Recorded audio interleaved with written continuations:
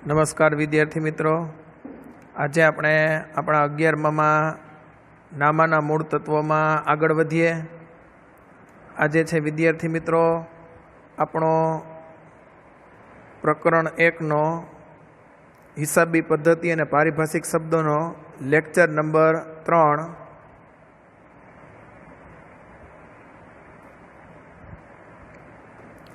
ઘણા બધા વિદ્યાર્થીના ફોન મેસેજ હતા કે સાહેબ આ પારિભાષિક શબ્દ છે એ ફરી પાછો સમજાવો. એટલે વિદ્યાર્થીઓની ડિમાન્ડને અનુરૂપ આપણે મિલકતો પારિભાષિક શબ્દો છે એ ફરી પાછો રિપીટ કરીએ છીએ.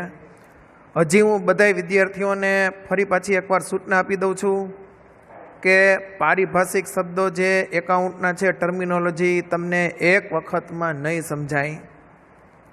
એટલે 11મા ધોરણની અંદર આપણે પાર્ટ 1 જેટલો ભણશું એ પાર્ટ 1માં દરેક જગ્યાએ આ ટર્મિનોલોજી આવશે અને દરેક જગ્યાએ જેટલી વખત આવશે એટલી વખત હું તમને પાછું સમજાવીશ.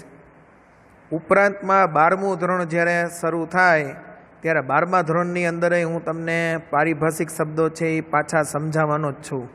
બરાબર? એટલે તમે પારિભાષિક શબ્દોનું બહુ ટેન્શન ન લ્યો. ઘણા વિદ્યાર્થીઓ એવું પૂછે છે કે સાહેબ આ મિલકતને આ શું કામ કહેવાય? તો અમુક વસ્તુ વિદ્યાર્થી મિત્રો તમે આગળ બધાય જેમ જેમ જશો એમ તમને કન્સેપ્ટ ક્લિયર થતા જશે, પછી તમને આવડશે.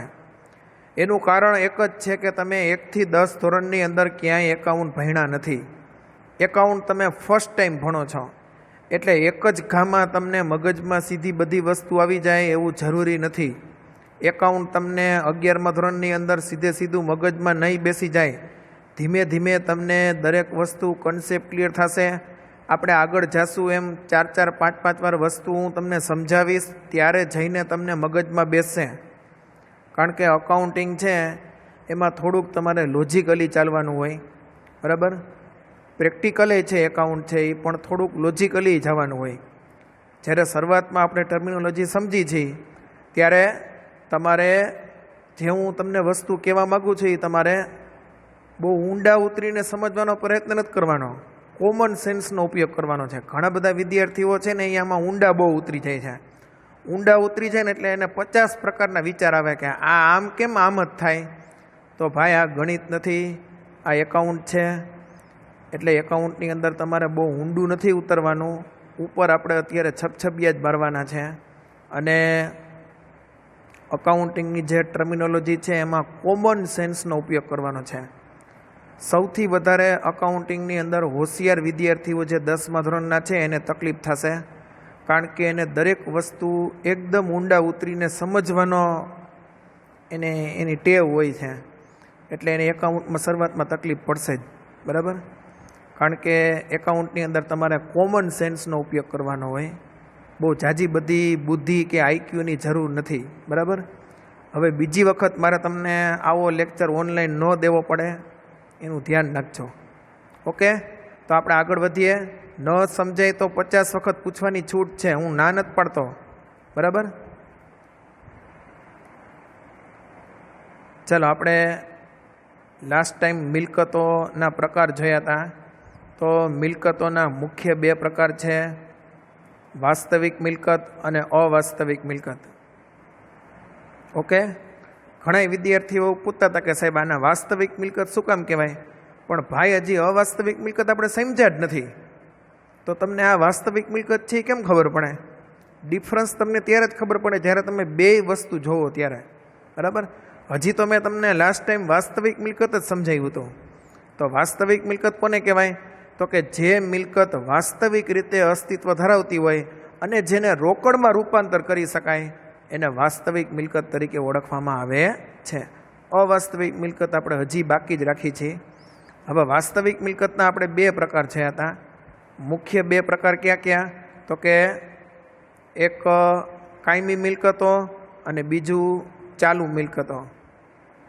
કાયમી મિલકતો કોને કહેવાય? તો કે એવી મિલકતો કે જે ધંધામાં કાયમ માટે ઉપયોગમાં લેવામાં આવતી હોય એવી મિલકતો એટલે કાયમી મિલકતો. કે જેનો સમયગાળો 1 વર્ષથી વધુ હોય, કે જે ધંધામાં વારંવાર ખરીદવામાં ન આવતી હોય, એટલે કે એની કિંમતમાં રોજબરોજના વ્યવહારોને કારણે ફેરફાર ન થતો હોય એને કાયમી મિલકત કહેવાય.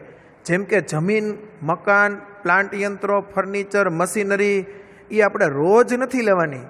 એક વખત લઈ લીધી એટલે પૂરું થઈ ગયું.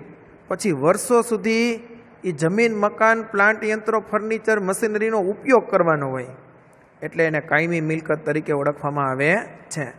પછી એમાં આપણે 4 બીજી મિલકતે જોઈ હતી કાયમી મિલકતમાં: પાઘડી, પેટર્ન્સ, ટ્રેડમાર્ક ને કોપીરાઇટ. તો એ આપણે થોડુંક આજે વધારે સમજવા પ્રયત્ન કરશું. બીજી છે ચાલુ મિલકતો. તો ચાલુ મિલકતો એટલે જેની કિંમતમાં રોજબરોજના વ્યવહારોને કારણે ફેરફાર થાય, વારંવાર ફેરફાર થાય તો એને ચાલુ મિલકત કહેવાય. કે જેનો સમયગાળો 1 વર્ષથી ઓછો હોય એટલે સમગ્ર વર્ષ દરમિયાન એની કિંમતમાં વારંવાર ફેરફાર થતો હોય તો એને ચાલુ મિલકતો તરીકે ઓળખવામાં આવે છે. જેમ કે રોકડ સિલક છે, તો એ આપણી મિલકત તો છે જ, પણ ધંધામાં રોજબરોજના વ્યવહાર થાય એના કારણે રોકડની આવક જાવક સતત ચાલુ હોય એટલે રોકડ સિલકમાં વારંવાર ફેરફાર થતો હોય. એવી જ રીતના બેંકમાં જે ધંધાનું ખાતું હોય તો એમાં જે પૈસા પડ્યા હોય એને બેંક સિલક કહેવાય. તો બેંક સિલકમાં પણ ધંધાની અંદર આજે તમે જાણો જ છો કે મોટાભાગના વ્યવહાર છે એ ચેકથી થાય છે. તો આપણે ચેકના વ્યવહારો ધંધામાં સતત થતા હોય તો એના કારણે શું થાય તો કે બેંકની સિલક છે એમાં સતત વધઘટ થયા જ રાખે એટલે બેંક સિલક પણ ચાલુ મિલકત છે. પછી ધંધાનો માલ સ્ટોક. ધંધામાં જે માલ સ્ટોક છે એ પણ ચાલુ મિલકત છે. ધંધામાં જે માલ સ્ટોક પડ્યો છે તો એ એક પ્રકારની મિલકત છે. ખ્યાલ આવે છે બધાને? જો માલ અને મિલકત બે અલગ અલગ વસ્તુ છે, પણ માલનો સ્ટોક પડ્યો હોય ને તો એ પછી એક પ્રકારની મિલકત થાય. જેમ કે કોઈ પણ ધંધો હોય તેમાં માની લો કે કોઈ દુકાન હોય તો દુકાનમાં અમુક સ્ટોક તો પડ્યો જ હોય, તમે જાવ એટલે કાંઈ આખી દુકાન ખાલી ન હોય તો એ જે માલ સ્ટોક પડ્યો છે એનું મૂલ્યાંકન કરવામાં આવે. ભાઈ કેટલા રૂપિયાનો? તો કે 1 લાખ રૂપિયાનો. તો 1 લાખ રૂપિયાનો આખર માલનો સ્ટોક કહેવાય. તો એ ચાલુ મિલકત છે. બરાબર? હવે એ આજે 1 લાખ રૂપિયાનો છે, આવતીકાલે પાછો અમુક માલ વેચાઈ જવાનો, નવા માલની ખરીદી કરશું એટલે માલ સ્ટોકની કિંમતમાં વારંવાર ફેરફાર થાય એટલે ચાલુ મિલકત થઈ ગઈ પછી. બરાબર? હવે કાયમી મિલકતમાં પાછા 2 પ્રકાર પડ્યા હતા આપણે: દ્રશ્ય મિલકત અને અદ્રશ્ય મિલકત. તો દ્રશ્ય મિલકતોમાં જમીન, મકાન, પ્લાન્ટ યંત્રો, ફર્નિચર, મશીનરી, વાહનો એ કાયમી પણ દ્રશ્ય મિલકત છે. જ્યારે પાઘડી, પેટર્ન્સ, ટ્રેડમાર્ક, કોપીરાઇટ આ 4 અદ્રશ્ય મિલકત. તમારે અત્યારે ખાલી આ 4 નામ યાદ રાખવાના છે. 1-2 છોકરીએ મેસેજ એવો મૂક્યો હતો કે સાહેબ કોપીરાઇટ શું કામે મિલકત કહેવાય? તો ભાઈ પાઘડી, પેટર્ન્સ, ટ્રેડમાર્ક ને કોપીરાઇટ આ 4 અદ્રશ્ય મિલકત છે. એ કોઈ પેઢી પાસે હોય ને તો એના કારણે માર્કેટમાં એની છાપ વધી જાય, એના કારણે એનો ધંધો વધી જાય. તો એક પ્રકારની મિલકત છે. આપણી પાસે કેમ જમીન હોય, મકાન હોય, ફર્નિચર હોય તો એ રાખવું જ પડે કે નહીં? બરાબર? તમે જમીન, મકાન, ફર્નિચર વગરનો બાયણે ચાદર પાથરીને ધંધો કરતા હોય તો કોઈ તમારા પાસે વસ્તુ લેવા આવે? ન આવે. તો એ જમીન, મકાન, યંત્રો, ફર્નિચરની કેમ ઉપયોગી છે ધંધામાં? એવી રીતના કોઈ પેઢી પાસે પાઘડી હોય, પેટર્ન્સ હોય, ટ્રેડમાર્ક હોય, કોપીરાઇટ હોય ને તો એ માર્કેટમાં એની એક છાપ છે, એના કારણે એનો ધંધો વધી જાય છે. એટલે એકાઉન્ટ એને પણ મિલકત તરીકે ગણે છે અને એ મિલકત આપણે જોઈ નથી શકતા એટલે એને અદ્રશ્ય મિલકત તરીકે ઓળખવામાં આવે છે. ક્લિયર બધાને? તો થોડુંક ડિટેલમાં આપણે જોઈ લઈએ ફટાફટ. તો મિલકતો એટલે જે ચીજ વસ્તુઓ ખરીદવાનો હેતુ વેચાણનો ન હોય પરંતુ ધંધામાં ઉપયોગી બને તે હેતુથી ખરીદવામાં આવે તો એને આપણે મિલકત તરીકે ઓળખીએ છીએ. મિલકત એટલે એ આપણે વેચવાની નથી. જેમ કે જમીન, મકાન, યંત્રો, મશીનરી એ ધંધામાં ઉપયોગ કરવા માટે આપણે ખરીદ્યા છે, એનો હેતુ આપણો વેચવાનો નથી એટલે એને મિલકતો તરીકે ઓળખવામાં આવે છે. હવે દાખલા તરીકે જમીન, મકાન, યંત્રો, મશીનરી, ફર્નિચર, રોકડ સિલક, બેંક સિલક, પાઘડી, પેટર્ન્સ, ટ્રેડમાર્ક, કોપીરાઇટ આ બધી મિલકતો છે. બરાબર? હવે મિલકતના મુખ્ય 2 પ્રકાર છે: વાસ્તવિક મિલકતો અને અવાસ્તવિક મિલકતો. પહેલાં જોઈએ આપણે વાસ્તવિક મિલકતો. તો વાસ્તવિક મિલકતોના 2 પ્રકાર છે: આપણે હમણાં જ જોયું કાયમી મિલકતો અને ચાલુ મિલકતો. પાછા કાયમી મિલકતોના બે પ્રકાર પડશે, દ્રશ્ય મિલકતો અને અદ્રશ્ય મિલકતો. હમણાં જ આપણે આખું ટેબલ જોઈ લીધું, બરાબર. હવે આપણે જઈએ વાસ્તવિક મિલકતોમાં. વાસ્તવિક મિલકત કોને કહેવાય? તો કે જે મિલકતો ધંધામાં વાસ્તવિક રીતે અસ્તિત્વ ધરાવતી હોય અને જેને તમે રોકડમાં રૂપાંતરિત કરી શકો એને વાસ્તવિક મિલકત તરીકે ઓળખવામાં આવે છે.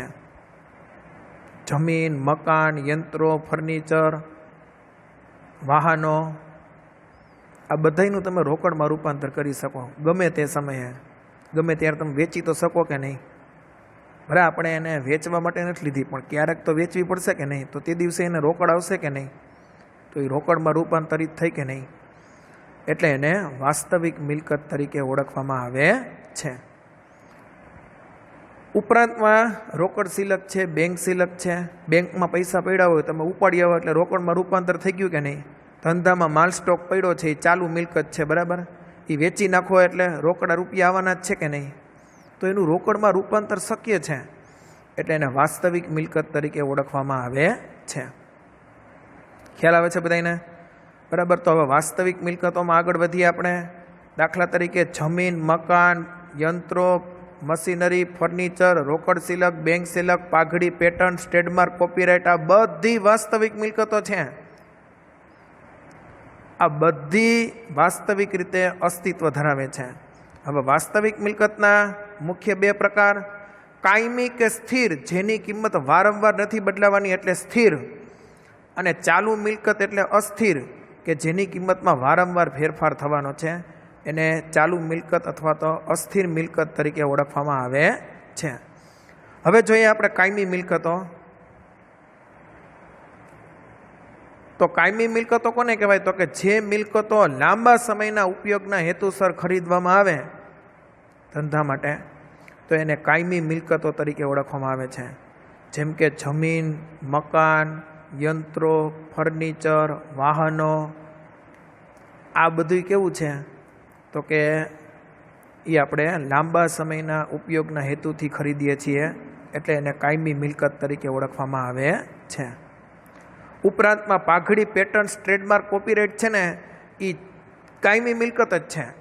એ એટલા માટે કાયમી મિલકત છે કે એની કિંમતમાં રોજબરોજના વ્યવહારોને કારણે ફેરફાર નથી થતો. એટલે જો બધી વસ્તુ બધાને લાગુ ન પડે, એટલે તમને હું કહું છું કે તમે ઊંડા ન ઉતરો બહુ, બરાબર.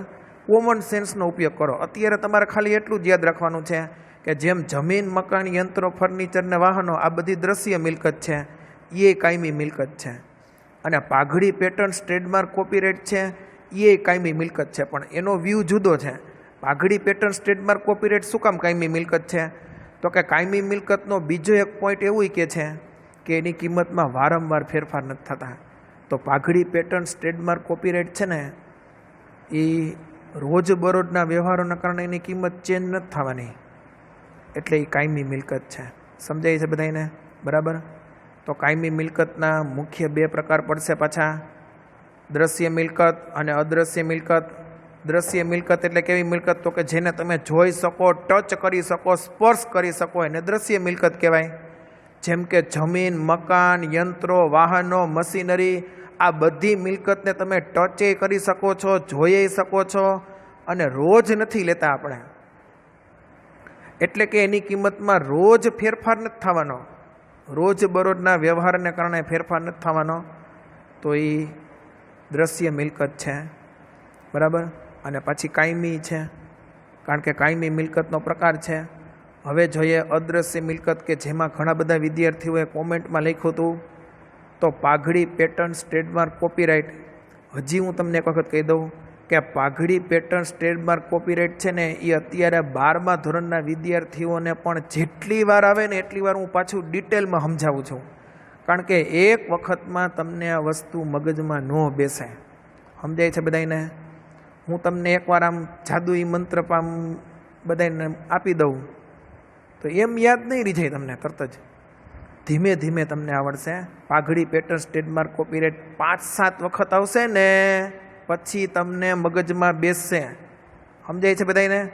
હવે વિચાર કરો જે પાઘડી આખું ચેપ્ટર છે 12મા ધોરણમાં, હવે એમાં 5 પેજ છે થિયરીના, એ હું તમને 5 પેજ અત્યારે સમજાવી દઉં ને એટલે તમને પાઘડી શું છે એ ખબર પડી જાય. તો 11માં આપણે કોઈ દી કોર્સ ન પૂરો થાય બચ્ચા, સમજાય છે બધાને? એટલે અત્યારે ઉપર છેલ્લું જ આપણે સમજવાનું છે, ખાલી પારિભાષિક શબ્દ જ સમજવાનો છે કે ભાઈ પાઘડી, પેટર્ન્સ, ટ્રેડમાર્ક, કોપીરાઇટ આ 4 અદ્રશ્ય મિલકત છે. લાસ્ટ ટાઈમ મેં તમને સમજાવ્યું હતું જ કે એવો ધંધો કે જે એના જેવા ધંધા જે ગામમાં કરતા હોય એના કરતાં વધારે નફો કમાતા હોય, એની ક્ષમતા વધારે હોય, જેમ કે પટેલ સ્ટેશનરી ભક્તિનગર સર્કલ. તમારી શેરીમાં સ્ટેશનરી દુકાનવાળા કરતાં એનો ધંધો વધારે હાલતો હોય. હવે તમારી શેરીમાં જે સ્ટેશનરીની દુકાન છે એવડી સ્ટેશનરીની દુકાન પટેલ સ્ટેશનરીવાળાની છે, બરાબર? બેયની જગ્યાનો ભાવ છે એ માની લો કે સરખો છે. ઓલી દુકાનમાં 20 લાખ રૂપિયા, આ દુકાનના 20 લાખ રૂપિયા. હવે વેચવા જાવ ને ત્યારે તમારી શેરીમાં જે સ્ટેશનરીની દુકાન છે ને એના 20 લાખ જ આવે, પણ ભક્તિનગર સર્કલે પટેલ સ્ટેશનરી છે ને એના 20 લાખ ન આવે, એના 30-35 લાખ રૂપિયા આવે. શું કામ ભાઈ? 10-15 લાખ રૂપિયા શેના વધારે? કારણ કે એ સ્ટેશનરીની દુકાનનું સ્થળ છે ને એ મોકાનું સ્થળ છે. ભક્તિનગર સર્કલેથી દરરોજ 4 થી 5 લાખ વ્યક્તિઓ પસાર થાય છે, એટલે એનો ધંધો છે ને એના કારણે વધારે હાલે. તો એ 10 લાખ રૂપિયા 15 લાખ રૂપિયા છે ને એની પાઘડી ગણાય, જે તમે જોઈ નથી શકતા. એટલે કેવી મિલકત છે? અદ્રશ્ય મિલકત છે. વર્ષો પહેલાં પિક્ચર આવ્યું હતું મિસ્ટર ઇન્ડિયા અનિલ કપૂરનું. એમાં અનિલ કપૂર પાસે એક મેજિક વોચ હોય, એમાં આમ ટચ કરે ને એટલે એ ગુમ થઈ જાય. તો એ મિસ્ટર ઇન્ડિયા છે, પાઘડી છે, એ તમે જોઈ શકતા નથી, અદ્રશ્ય મિલકત છે. એનો ફેમસ ડાયલોગ હતો મોગેમ્બો ખુશ હુઆ, અમરીશ પુરીનો. પછી આવે છે પેટન્ટ. તો મેં તમને સમજાવ્યું હતું કે પેટન્ટ્સ કોને કહેવાય? તો આગેથી 100 ફૂટ દૂરથી ને તમને ખબર પડી જાય કે સાહેબના ખીચામાં ડેરી મિલ્ક ચોકલેટ છે, તો એની પેટન્ટ્સ છે ને એને રજિસ્ટર્ડ કરાવેલી હોય. તો આપણે જે જોઈ છીએ ને એ પ્રોડક્ટ જોઈ છે, ચોકલેટ, પેટન્ટ નથી જોઈ શકતા. તો પેટન્ટ્સ છે ને એ પણ કાયમી પણ અદ્રશ્ય મિલકત છે. પછી એવી રીતના આવે છે ટ્રેડમાર્ક. મોટાભાગની કંપનીઓ કે પેઢીઓ છે ને એના ટ્રેડમાર્કથી ઓળખાતી હોય. એ ટ્રેડમાર્ક પણ એનો રજિસ્ટર્ડ હોય. તમારા હાથમાં આજ પછીથી કોઈ પણ વસ્તુ આવે ને એમાં ટી લખેલ હોય ને એને રાઉન્ડ કરેલો હોય એટલે એ ટ્રેડમાર્ક કંપની કહેવાય. એને એનો ટ્રેડમાર્ક છે ને રજિસ્ટર્ડ કરાવેલો હોય.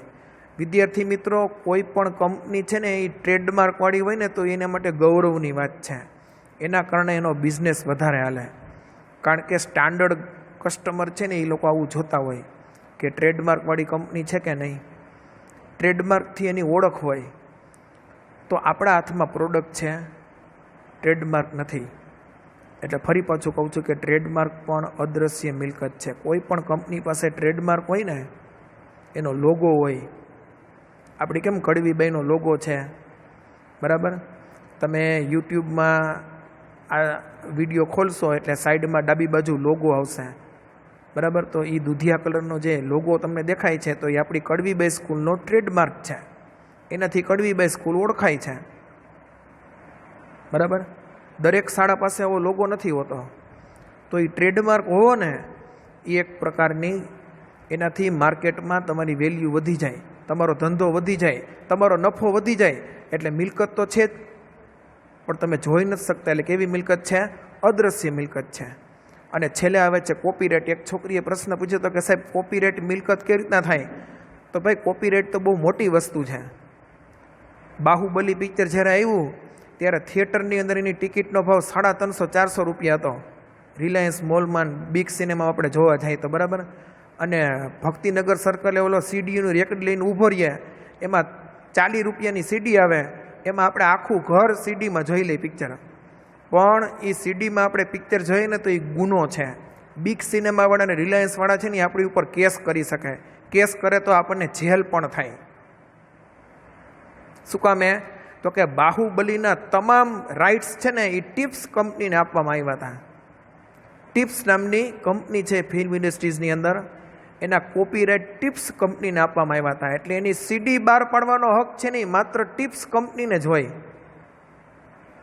તો ટિપ્સ કંપની પાસે બાહુબલીના કોપીરાઇટ હોય ને તો એ ટિપ્સ કંપનીની અદ્રશ્ય મિલકત થઈ જાય. પાઠ્યપુસ્તક શાળા મંડળ છે ગુજરાતનું, તો પાઠ્યપુસ્તક કોને બહાર પાડવાના? તો કે ગુજરાત સરકારને જ બહાર પાડવાના. એનું પાઠ્યપુસ્તક શાળા મંડળ છે, તો એની પાસે કોપીરાઇટ છે એ. બરાબર. તમે એસપીની કે ગુજરાતીની કે ઇંગ્લિશની કે એકાઉન્ટ સ્ટેટની ટેક્સ્ટ બુક ઝેરોક્સ કરાવો ને એટલે તમારી ઉપર જેલ થાય ને એવડો દંડ છે સરકારનો. એટલે કરતું નથી કોઈ, જોવાવાળું ન હોય એટલે. તો એ ગુજરાત સરકાર પાસે એ ટેક્સ્ટ બુક બહાર પાડીને ત્યારે એની પાસે આ કોપીરાઇટ છે. એ કોપીરાઇટનો આખો ડિપાર્ટમેન્ટ જુદો હોય, ત્યાં એની પાસે જઈને કોપીરાઇટ્સ લેવા પડે. બરાબર. કોઈ પણ વ્યક્તિ ગમે એ આલિયો માલિયો મેં આ બુક બહાર પાડી નાખી અને હું એમાં લખી નાખું કે આની કોઈએ કોપી કરવી નહીં, એમ ન હાલે. એની પ્રોસેસ હોય ગવર્મેન્ટની, એ પ્રોસેસમાંથી તમારે પાસ થવું પડે, ત્યારે જઈને તમને કોપીરાઇટ મળે એના. અને એ કોપીરાઇટ તમને મળી જાય ને એટલે તમારી કોપી દુનિયાની અંદર કોઈ કરી શકે નહીં. તો એ તમારી મિલકત થઈ ગઈ. એટલે અદ્રશ્ય મિલકત છે. અકાઉન્ટ એને મિલકત ગણે છે. લોકો ગણે કે ન ગણે એ નથી જવાનું તમારે. તમે છે ને તમારી રીતના વિચારો છો, તમારું લોજિક બંધ કરી દેવાનું છે. અકાઉન્ટિંગનું લોજિક છે ને એ તમારે શીખવાનું છે. બરાબર. તો કોપીરાઇટ પણ અદ્રશ્ય મિલકત છે.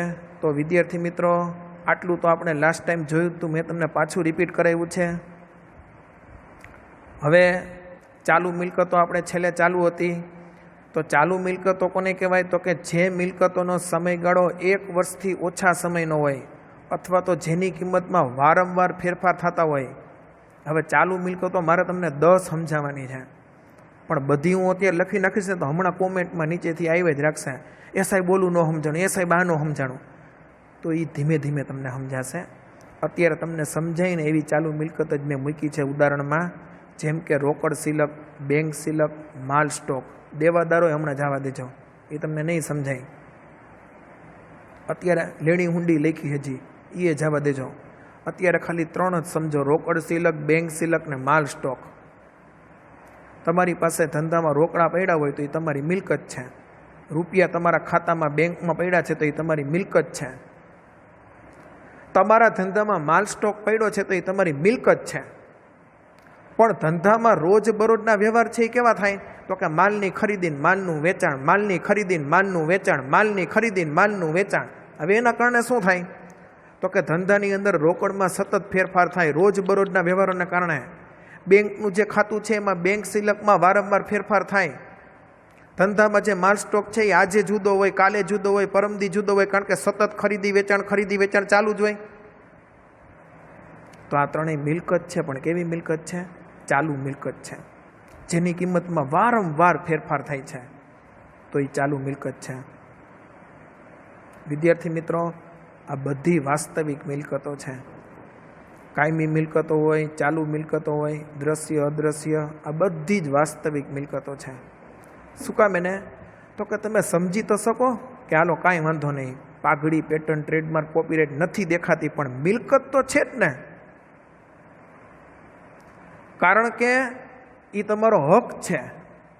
તમારી પાસે પાઘડી હોય, તમારી પાસે પેટર્ન્સ હોય કોઈ પણ વસ્તુની, તમારો ટ્રેડમાર્ક લોગો છે, તો માર્કેટમાં તમારી છાપ આખી અલગ થઈ જાય. તમારી પાસે કોઈ પણ વસ્તુના કોપીરાઇટ છે તો તમારી દુનિયામાં કોઈ કોપી ન કરી શકે, તો એ તમારી એક મિલકત છે. આ બધી તમે સમજી શકો હજી.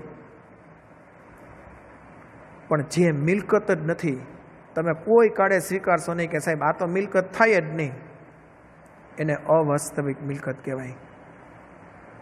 જોજો એકાઉન્ટમાં કેવું કેવું આવે. એ બધી જે મિલકતો ભૌતિક રીતે અસ્તિત્વ ન ધરાવતી હોય, મેં તમને કીધું ને કે તમે સ્વીકારશો જ નહીં કે આ મિલકત છે, એને અવાસ્તવિક મિલકત કહેવાય. એનું રોકડમાં રૂપાંતર ન થાય, એને અવાસ્તવિક મિલકત તરીકે ઓળખવામાં આવે છે. જેમ કે કેટલા પહેલાં તો લક્સ ને જ સાબુ આવતા, બરાબર. પછી તો હવે લીરીલ ને ઓલુન સિન્થોલ ને કેટલાય સાબુ આવી ગયા, એટલે લક્સનો ધંધો ઘટી ગયો. હવે લક્સવાળા જાહેરાત ખર્ચ તો કરતા જ, નાની મોટી જાહેરાત તો ટીવીમાં આપતા જ, નાના મોટા બેનર મારતા, બોર્ડ મારતા. પણ બીજી બધી કંપની સાબુની આવી ને, પતંજલિની સાબુ આવ્યા, એટલે એને ટક્કર આપી. લક્ષનો ધંધો ઓછો થઈ ગયો. હવે એને શું કરવું પડે? તો કે મોટા પાયે જાહેરાત કરવી પડે. એટલે એને કર્યું શું? તો કે એને એક નવો ચીલો ચિત્રો. અત્યાર સુધી આવી જે બધી સાબુ છે, ક્રીમ છે, એની જાહેરાતમાં લેડીઝ આવતી. લક્ષવાળાએ છે ને નવો ચીલો ચિત્રો, એને શાહરૂખ ખાનને બ્રાન્ડ એમ્બેસેડર બનાવ્યો લક્ષનો. શાહરૂખ ખાન લક્ષના હાબુથી નતા બોલે કે લક્ષથી જ દવાઈ. એટલે શાહરૂખ ખાનના ચાહકો તો દુનિયાના હોય આખા ઇન્ડિયામાં. એટલે લોકો લક્ષ સાબુ ખરીદવા માટે લલચાય. હવે શાહરૂખ ખાનને લક્ષવાળાએ કેટલા આપ્યા છે? તો કે શાહરૂખ ખાનને લક્ષ કંપનીએ 50 કરોડ રૂપિયા આપ્યા, માની લો કે. હવે તમે વિચાર કરો જી કે જો લક્ષ કંપનીવાળા એના હિસાબો તૈયાર કરે તો 50 કરોડનો ખર્ચો તો એને ખાલી શાહરૂખ ખાનનો થઈ ગયો ધંધામાં જાહેરાત માટે. તો એને જાહેરાત ખર્ચ ન કહેવાય. મોટા પાયે ખર્ચ થાય ને ત્યારે એને જાહેરાત ઝુંબેશ ખર્ચ કહેવાય. શું કામ એને? તો કે એક વખત શાહરૂખ ખાનને 50 કરોડ આપ્યા, પછી શાહરૂખ ખાનનો જલજલો હજી લોકો વિચારે કે 10 વર્ષ સુધી તો હજી રહેવાનો જ છે. તો એ 50 કરોડ રૂપિયાનો એકવાર ખર્ચ કર્યો ને એનો લાભ કંપનીને 10 વર્ષ સુધી મળવાનો છે. જેમ જમીન લીધી તો ધંધાને લાભ મળે છે એનાથી, મકાન લીધું તો એનાથી ધંધાને લાભ થાય છે, મકાનનો યુઝ થાય ને. એમ શાહરૂખ ખાનને 50 કરોડ આપ્યા તો ધંધાને 10 વર્ષ સુધી લાભ થાય છે. તો આ જે જાહેરાત ઝુંબેશ ખર્ચ છે ને એ ખરેખર તો ખર્ચ છે, પણ એકાઉન્ટ એને મિલકત તરીકે ઓળખાવે છે. એ અવાસ્તવિક મિલકત છે જાહેરાત ઝુંબેશ ખર્ચ. વિદ્યાર્થી મિત્રો, અવાસ્તવિક મિલકત તો તમારે 10 વખત આવશે ને ત્યારે જ તમને સમજાય. હો, તાત્કાલિક નહીં સમજાય, મગજમાં નથી ઉતરે એમ. કારણ કે અવાસ્તવિક મિલકત છે જ નહીં, છતાંય મિલકત છે એટલે તો એને અવાસ્તવિક મિલકત કહેવામાં આવે છે. સ્થાપના ખર્ચ. આપણે ધંધાની શરૂઆત કરી હોય જ્યારે, ત્યારે આપણે મોટા પાયે ઉદ્ઘાટન કરીએ, લોકોને જમાડીએ, ભજીયા ખવડાવીએ, આઈસ્ક્રીમ ખવડાવીએ. શું કામ એને કરવામાં આવે છે આ ખર્ચ? માની લો કે હમણાં જ એક મારો સ્ટુડન્ટ છે ને, લોકડાઉન પહેલાં જેને મોબાઈલની દુકાન શરૂ કરી, બરાબર. હવે એ તો મારી પાસે 20 વર્ષ પહેલાં ભણતો, છતાંય એને મારો નંબર ફેસબુકમાંથી ગોતી મેસેન્જરમાં મને મેસેજ કરી, સાહેબ તમારો નંબર આપો, એમ કરીને નંબર લઈ વોટ્સઅપ, અને એમાં એને કાર્ડ મને મોકલ્યું, વોટ્સઅપ કર્યું. હું એના શોરૂમમાં ગયો ઉદ્ઘાટનના દિવસે જ, બરાબર. તો એણે મને યાદ કર્યો, 20 વર્ષ પહેલાં મારા સાહેબ હતા તો એને હું કાર્ડ આપું. હું રાજી થયો, અહીંયા ગયો, બરાબર. શું ફાયદો થયો એને? તો વિદ્યાર્થી મિત્રો, હવે મારે મોબાઈલ લેવો હશે ને તો હું એની પાસે જ જઈશ, બરાબર. કોઈ પણ વ્યક્તિ છે એના છોકરાને લગ્ન હોય ને તો શેરી પૂરતા જ બોલાવે, જ્યારે ઉદ્ઘાટન હોય તો આખા ગામને બધાને આમંત્રણ દે, એ આવજો, એ આવજો, આખું ઘર આવજો. કા ભાઈ, લગ્નમાં તો નથી બોલાવતા. ઉદ્ઘાટનમાં લોકો આવે તમારી દુકાને તો એને ખબર પડે કે આપણે આ ધંધો કરીએ છીએ, તો એ આપણને વર્ષો સુધી કામ આવશે. હવે મારે 2 વર્ષ પછી મોબાઈલ લેવો છે ને તો હું મારા ઓલા સ્ટુડન્ટ પાસે જ જઈશ, કારણ કે એને મને ભજીયા ખવડાવ્યા, આઈસ્ક્રીમ ખવડાવ્યો. તો એને જે ભજીયા પાછળ ને આઈસ્ક્રીમ પાછળ ખર્ચ કર્યો ને એને સ્થાપના ખર્ચ કહેવાય. એનો લાભ તો એને વર્ષો સુધી મળવાનો છે. તો સ્થાપના ખર્ચ એકાઉન્ટ એમ કે છે કે ખર્ચ નથી, મિલકત છે.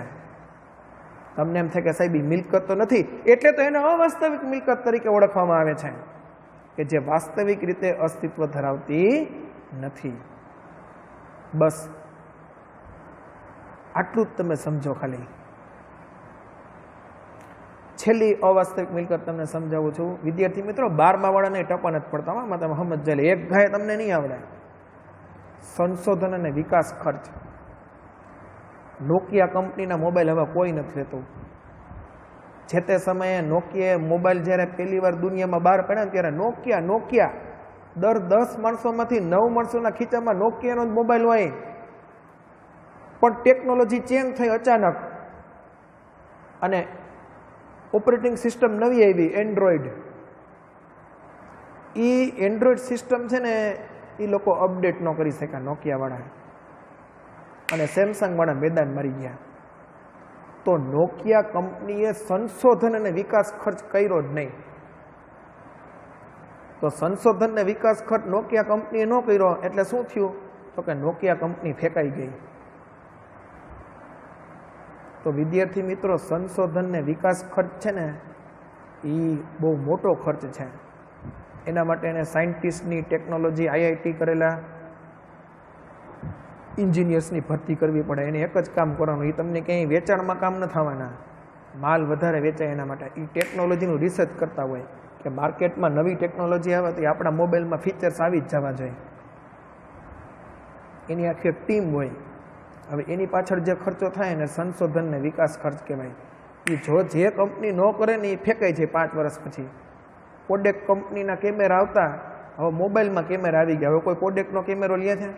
કોડેક વાળાએ કોઈ દી વિચાર્યું જ નહીં દુનિયામાં આવું. એને સંશોધન ને વિકાસ ખર્ચ ન કર્યો. જો કર્યો હોત ને તો એની અવાસ્તવિક મિલકત થઈ જાત, કે એનો લાભ એને લોંગ ટાઈમ સુધી મળત.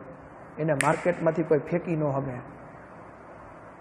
જેમ કે ઓપ્પો વિવો વાળા આવ્યા ને, તો સેમસંગ વાળાએ સંશોધન ને વિકાસ પાછળ ખર્ચ કર્યો હતો.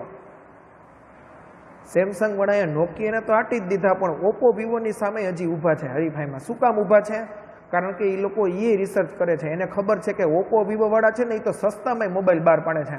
તો સેમસંગ વાળા પણ એવો પ્રયત્ન કરે છે કે સસ્તામાં એનો મોબાઈલ આવે અને ક્વોલિટી એની સેમસંગની જે એને જોઈ છે એમને જળવાઈ રહી એવો મોબાઈલ કેમ બનાવવો, એવા ફીચર્સ કેમ ડેવલપ કરવા, એના માટેની આખી એક ટીમ એની કામ કરે છે. તો એ સંશોધન ને વિકાસ ખર્ચ છે. તો આ જે કંપની ખર્ચ કરે છે ને એ એની અવાસ્તવિક મિલકત છે. બહુ મોટો ખર્ચ હોય. એને એકાઉન્ટની અંદર મિલકત તરીકે દર્શાવવામાં આવે છે. બરાબર? તો મિલકતો હવે મેં તમને ઘણું બધું સમજાવી દીધું. હજી વિદ્યાર્થી મિત્રો આપણે દરેક શબ્દ એવા જ સમજવાના છે, અને હું તમને આખું ચેપ્ટર પૂરું થાય ને પછી પાછું બધું સમજાવીશ. ઓકે?